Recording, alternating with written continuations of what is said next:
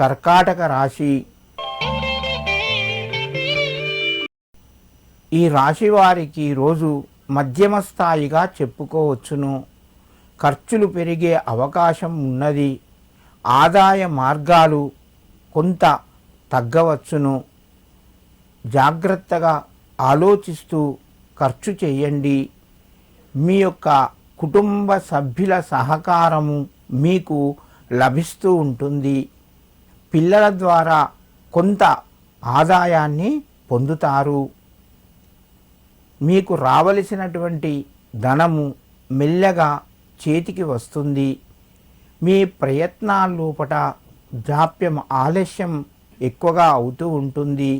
కర్కాటక రాశివారు ఈరోజు మహావిష్ణువు యొక్క నామాన్ని స్మరించుకొని మీ పనులు ప్రారంభించండి. మీకు మరింత శుభయోగం కలుగుతూ ఉంటుంది. సింహరాశి.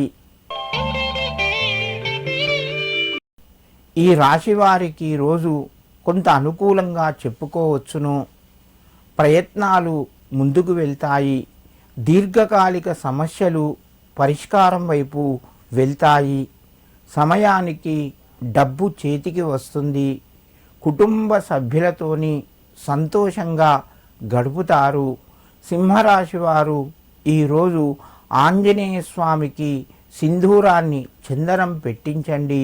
మీకు మరింత శుభయోగం కలుగుతూ ఉంటుంది. కన్యారాశి. ఈ రాశి వారికి రోజు మధ్యమ స్థాయిగా చెప్పుకోవచ్చును. చేసే ప్రయత్నాల లోపట ఆటంకాలు ఎక్కుంటాయి.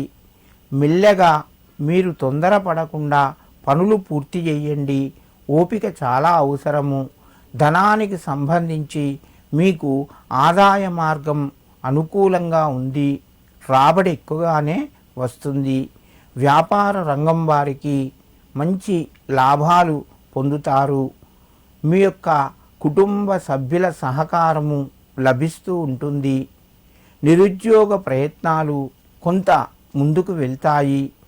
ఈ రాశివారు ఈరోజు ఆంజనేయ స్వామికి ఒక 5 తమలపాకులు 2 అరటి పండ్లు సమర్పించి మీ పనులు ప్రారంభించండి. మీకు మరింత శుభయోగం కలుగుతూ ఉంటుంది.